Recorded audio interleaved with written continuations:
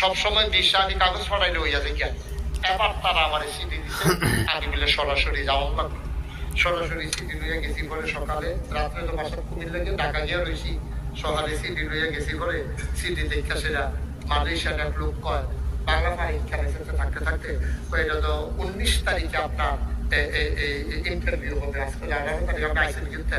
আমি বলি ভাই আমি মালয়েশিয়া না গেলেও 19 তারিখে আইতাম পারতাম না, মাল লাগবে আমার নিতে পারেন, না মাল লাগবে নাই।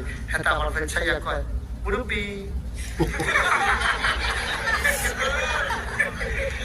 আমি বুঝালে দিতেছি না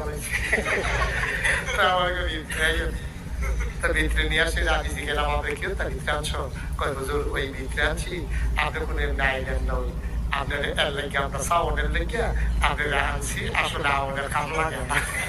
কারণ আর কি কারণ থাকবে, তোমরা সাওয়াইছে আমার কি কষ্টটা হয়েছে এটা বুঝাইতে পারো আমি।